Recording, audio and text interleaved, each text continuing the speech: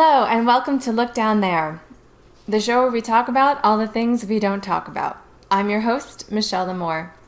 Today, my guest is the creator of the exquisite lingerie brand Layneau.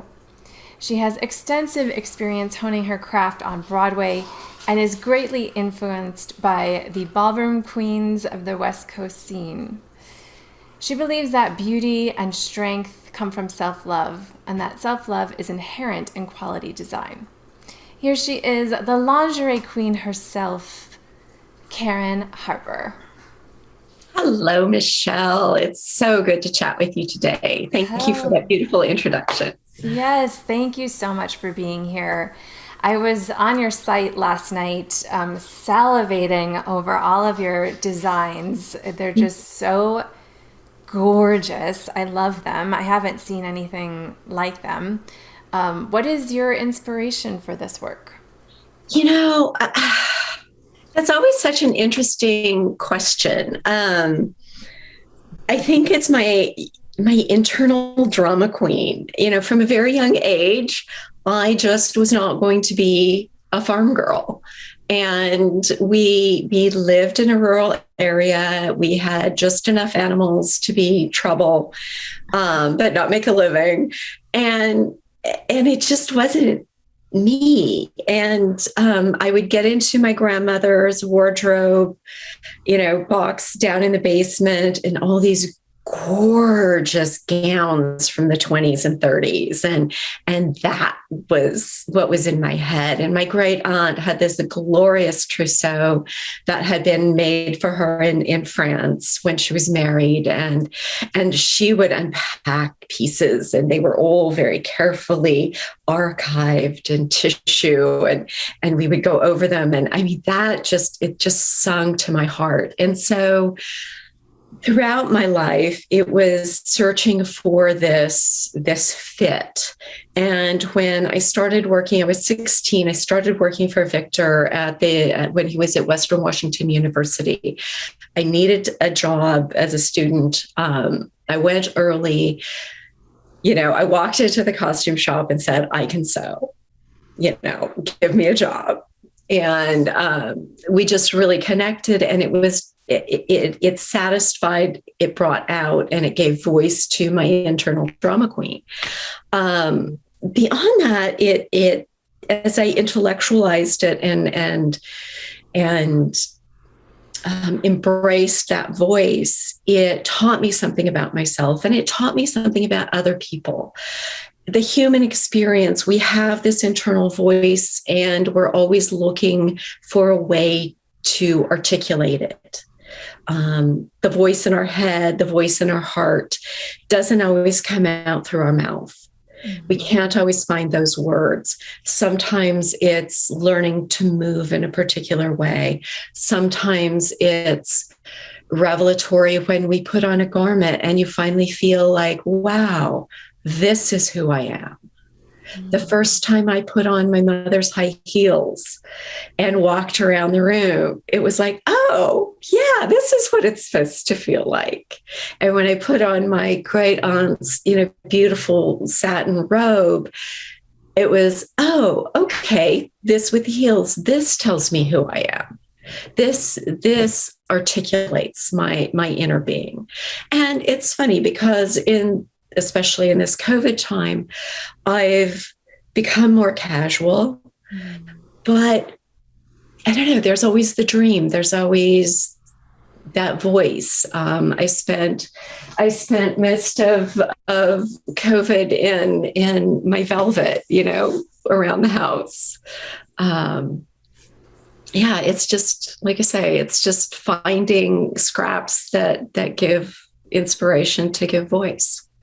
I really like how you put that there's so many ways that we can express ourselves. And just, it sounds like when you found these pieces, well, which I have a question about, did you try these pieces on in secret? Or was it like here, my daughter, granddaughter, let me show you.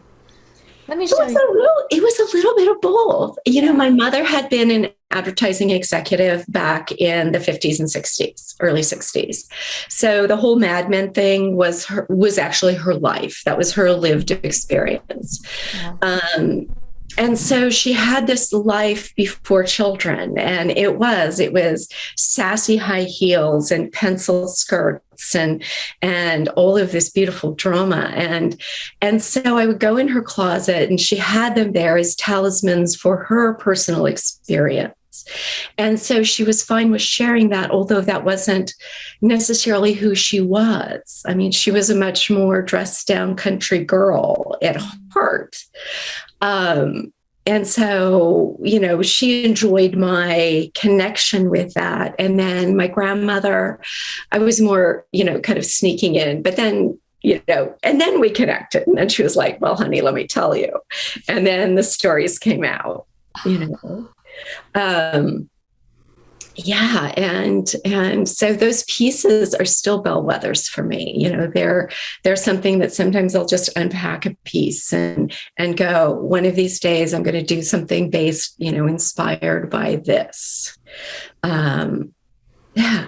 Yeah, and like those pieces carry such sentiment and story and emotion, and I can imagine putting those on and feeling that voice inside of you turn on and come alive. Yeah. And so when I'm designing it's not just that I would wear it myself, because I necessarily wouldn't. But I know the character, I know the woman or man or whomever who will put that on and feel something. To me, that's the most important thing. It's not a piece of clothing, it's an experience. And too much, I've been thinking a lot about this, reading about fashion and sustainability and, how do we do this and how do we answer these big, gigantic questions? And I keep going back to thinking small and thinking intimate. I want you to put on a piece. You've had the experiencing of opening the box and taking out the piece. And from what I understand, you were moved. And that is exactly what I want. Is that these are not disposable. This isn't just something that you take a quick picture of and then it goes, into a pile on the other side of the room and you move to the next piece. It's something that I want you to have for a very long time, that you'll tell the story of, that you'll tell the story in your heart again and again of how it feels. Yeah, and that your piece came at a really important time. It was during the pandemic, and we found each other because I was doing the show Quarantine Cabaret, and you were a fan and reached out. And I mean, when I saw your pieces, I was like, yes, absolutely. I would love that. But it came as like the pandemic was so challenging, especially as a performer, and you're talking about that expression and that voice, and like that was taken from a lot of us. A lot of the performers, we didn't have access to that kind of expression or that connection anymore. So receiving your piece did make me feel connected to the world again. It actually, doing that show was really crucial for me to feel that connection and to meet. I actually got to meet really great people during that time, and it's not really anything that you think would be possible, but your piece was a really standout moment for me over the past year and a half. Fabulous. Thank you. Thank you very much. Thank you. Yeah. Yeah, it's always fun to work with performers, and people who express through dance and movement. It's the most delightful, really. Mm. So you went from Broadway to lingerie. So you had these seeds planted from your childhood, always kind of calling you back. When did you make the decision to really pursue your desire to create quality lingerie? It was a long, I mean, I was designing for the theater in my late teens, early 20s. Early 20s, reality kind of snuck in there. And I worked in corporate life, fashion corporate life for 18 years, and then corporate life. And then I spent over a decade owning a fine jewelry store, designing fine jewelry, dealing with antique and estate jewelry, which was just like such a marvelous moment. And then I had my Eat, Pray, Love years, where I ran off, had a very amazing experience, but also a very traumatic one. And when that all fell apart, it was really interesting because I had been in a marriage. It was a sexless marriage. Didn't plan it that way, and it was very damaging to me. Mm-hmm. And part of my healing was to reclaim how I felt about my body and how I felt about my sexuality. And I just opened up the archive and I looked at these beautiful historic pieces that had meant so much to me as a child and a young woman, and reconnected with them, and decided to not only bring that to myself, but suspected that there were others in the world that needed this. And it really was in a big way about the quality and speaking to a different body type. Jane's Vanity, beautiful store that used to be down the street from my store in downtown Portland. I remember going there shopping, during this time and wanting to buy something, and it just wasn't the cut for me. I'm a big Nordic girl. And, I just went, yeah, I'm going to make it. We're just going to make this. And then talking to some other people, it was like, yeah, I was 51 at the time. And I'm 57 now. And I just couldn't find something that really spoke to me and my aesthetic and my body. So I decided to make it.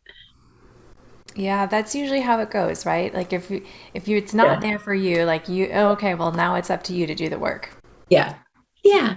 Yeah. Yeah. So this was really a journey for you to self-love and to bringing Yes. you back into your body. As a brilliant woman would say, find my pussy confidence. Yes. I love that phrase so much. I love it.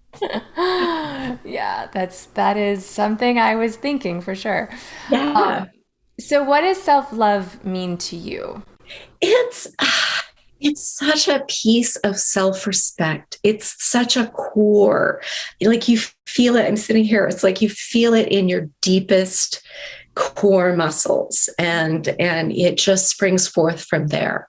You don't, it gives you the confidence to not engage and to not justify. It gives you the confidence to say no without explanation. It gives you the confidence to say yes without explanation. Mm-hmm. And to be able to just hold yourself in no matter the moment and know that you're going to be okay. I just, that to me is everything. And it's given me the power to weather storms and find the most amazing partner and be the most amazing partner. I think we forget that, we so often project, the other person's relationship, but it's our relationship that I think is the starting place. And our relationship with ourselves manifests the relationship that we have with others. Absolutely. And the relationship we have with ourselves is the longest relationship we will have in our lives. So it's very important to have that connection. And you were talking about the confidence to say yes and no and really feel that in your body and plant yourself in that. And I was taking a class, and the teacher said that yes means nothing if no isn't an option. Oh, really good. So good. So good. Yeah. Yes. And Yeah. when you are connected to yourself and respecting yourself in that way, you can feel when it's a real no and when it's a real yes, or when you maybe, it's like walking that line between, do I disappoint others or do I disappoint myself? And I think for myself, the big learning in that is if I'm not fully vested, if I'm not truly present, if I'm not really yes, then I'm disappointing them anyway by making a false yes. So I'd rather just be honest. And I think in finding that self-respect, I respect people more. I respect others more and show them that respect by giving them the option of interacting with me in the same honest, direct way. And everybody gets along so much better Yes. when What we're are not some of the, faking it. I'm sorry, what? When we're not faking it. Yeah, I mean, it's hard to find that authenticity in this world, and that's what I really appreciate about your designs and your approach, because I do feel that from you, and I feel that from you now. Like, this is the first time that we've met, but I'm definitely feeling that connection where it is a strong and grounded, self-assured presence. Yeah. And I think that goes into your work. Thank you. Thank you. I mean, designing like this is a journey, right? And it's a risk. Every time we put out a piece of work, a body of work, we're revealing something about ourselves. And when I'll never forget showing in Paris for the first time, and I'm standing in my little booth, and people are coming up and going, "Wow, what is this?" Or "Me, it's not so much me."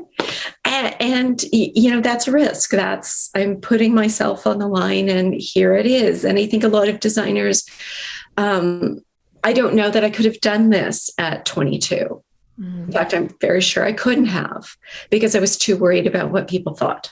Right. And I still worry about what people thought. I want my pieces to stand well and to be appreciated for what they are. It is frustrating, especially with, I'll call it influencer culture, that it's all about the picture, that content has taken on this thin veneer meaning, and to me, content is the seam is perfect, the silk is rich, the lace is truly French lace, it's hand cut, and all of those details to me make up the content. Sending a piece out to an influencer who takes it out of the package, throws it on, doesn't press it, snaps a couple of pictures, and off it goes. Well, that's not content in my book. That's, form and content are a duality, and you have to have both. Yeah. Flash and substance. And I am always looking for substance. And I think that you can have flash, you can have that, but I'm more attracted to flash with substance.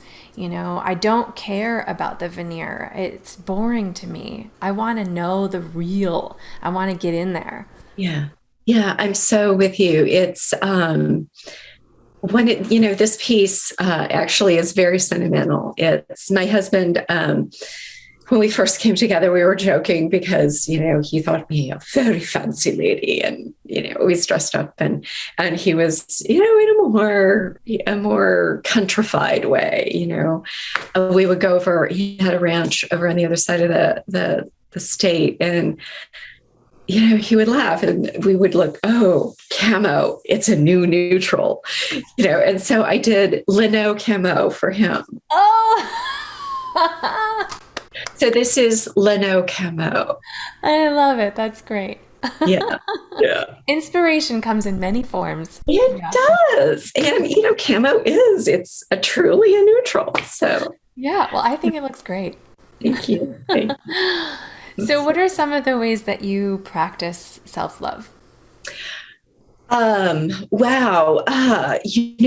Taking the time, even if it's just a little sip of time, to be in nature, to focus, to enjoy my body, just being present in it, I think is a piece, whether it's exercise or masturbation or whatever.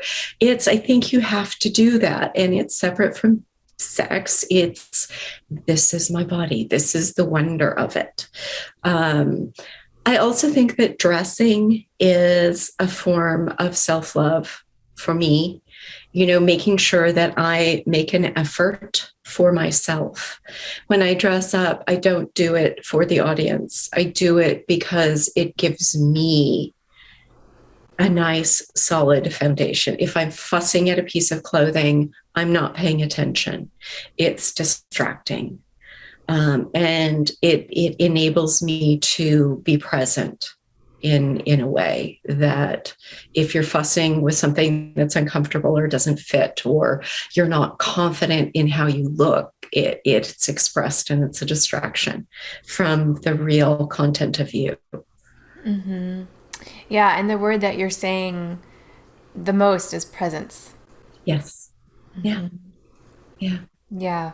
Yeah. Yeah, it's so important. And I think when we think about self-love, like it's such a buzzword now, right? It's Yes. like self-love, and it's very like, just like you were saying, like it's the tip of the iceberg, it's the veneer, and like I feel like people have this idea about self-love that once you achieve this pinnacle of being, that you're never going to have a problem again. But it's not, oh gosh, not to sound cheesy, but like it's not a destination. It's really not. It is a constant practice. Exactly. And you're never there. And you always have, I'm at a place with Layneau. I'll just be upfront. I'm not sure how much further it's going to go. There's obviously I've had a life-changing experience with my partner, with my husband. And we're talking about that right now. Does it make sense to continue doing this? I love doing it. I love creating. Am I going to make a rich living at this? Oh my God, no. It's wonderful. It's soulfully nourishing. It is, the response from people has been amazing. It's very nourishing that way, but I don't know. It might be time to kind of pause her for a moment and take a look at where she really is, and what makes sense in this world, in this time. I just finished a beautiful bridal collection that no one's really seen yet. Between having COVID and not being able to shoot, and then my husband being ill, it just hasn't happened yet. So we'll see. We'll see if she really, if brides are interested in this. I don't know. I've got some beautiful offers to maybe do another collection and take it to Paris and work with some amazing folks there. We'll just see. We'll see. I don't know. Yeah. Yeah, I think a lot of people are in that same position of we'll see. I know that I am definitely in that position, and really feeling that call to move into a different space, but also feeling like performance is a part of my expression, but for that, it's like all I wanted for a very long time. But I've been really wanting to explore other parts of my expression, and so it's sticky and complicated, and yeah, self-love is such a through line there, because you change, the world change, and who are we right now in this moment? And that's why presence is so important in Yeah. the practice, and I will highlight the word practice, of self-love. Yes. It's a very dear friend of mine who's the most talented astrologer. I've talked with her at length about this notion of the evolved self, the evolving self.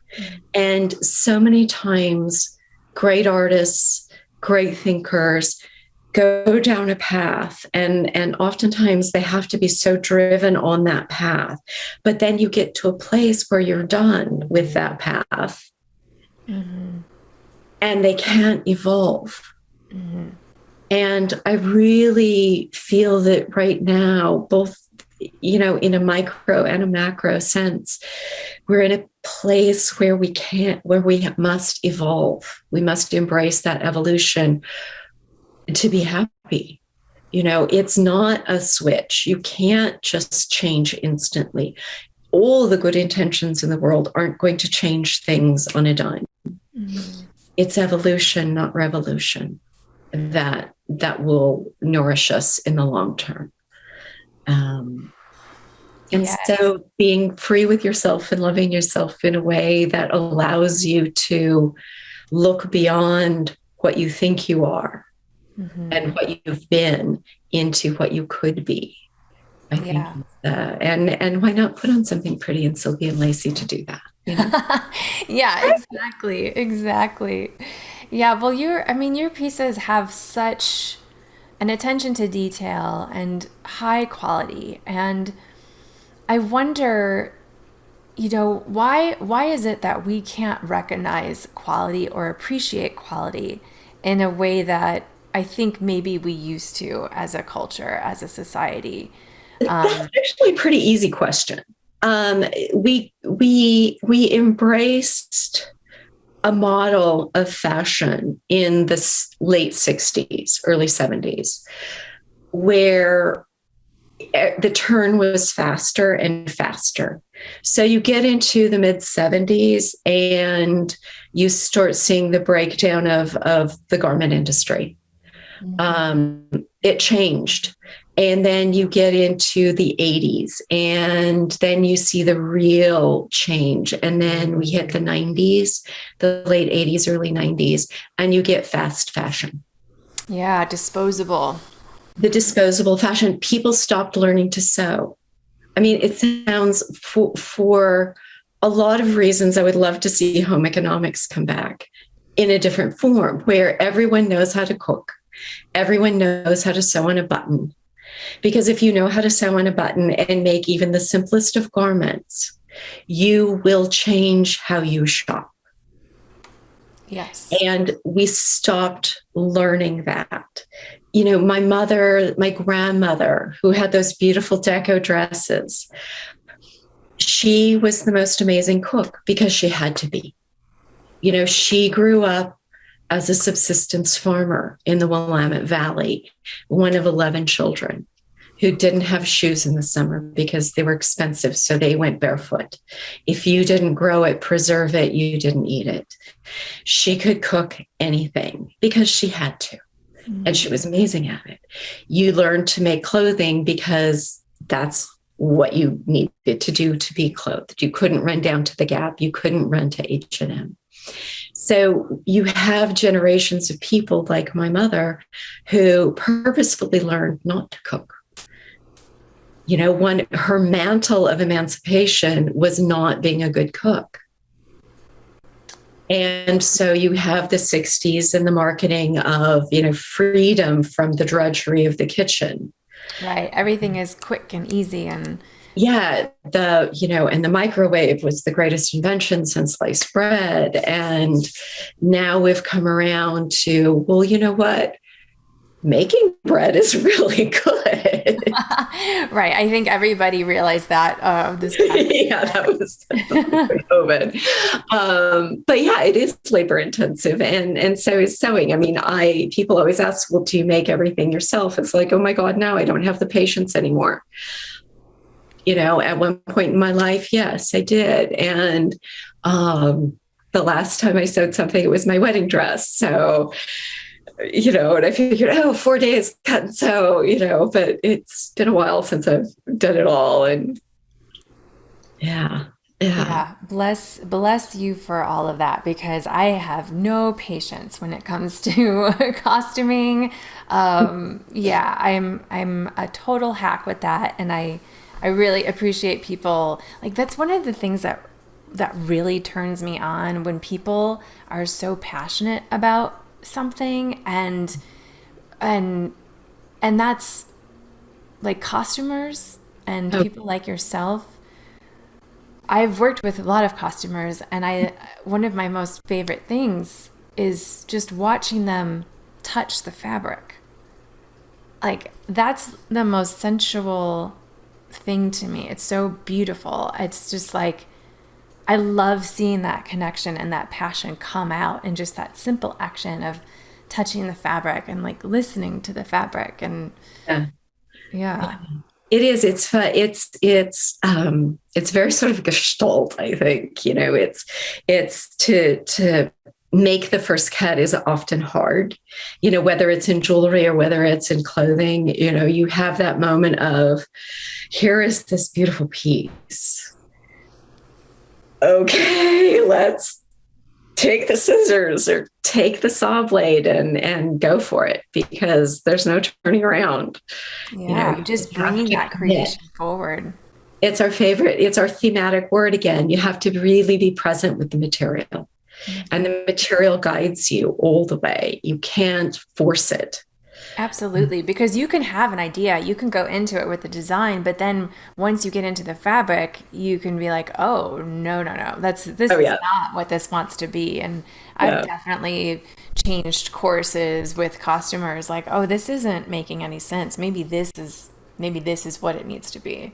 yeah, yeah. That you'll find, the feathers or you know, whatever. And one of the things that I loved about costuming was the sleight of hand.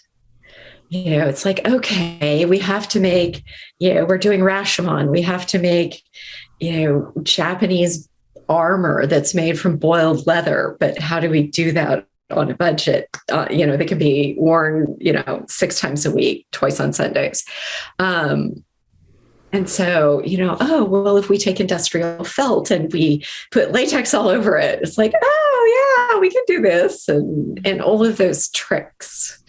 Um, Yeah, yeah. thinking about things in a completely different way. Like I've taken one of my costume pieces for a long time was a sports bra that I flipped over upside down and put my legs through the arm. Oh, yeah, And it became a really interesting garter yeah, belt.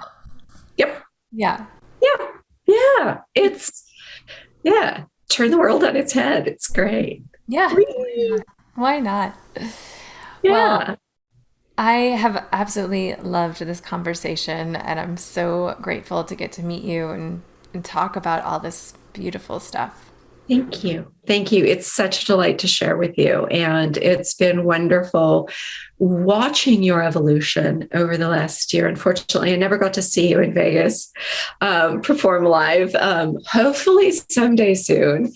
But yeah, it's been wonderful. And like I say, when you did your shows, the Quarantine Cabaret, I thought was so brilliant and so gorgeous to see all of these performers hone their craft and practice their love of performance, and then to see the evolution of your theme of confidence. I just loved it. I thought it was the most brilliant thing ever. So thank you. Yeah.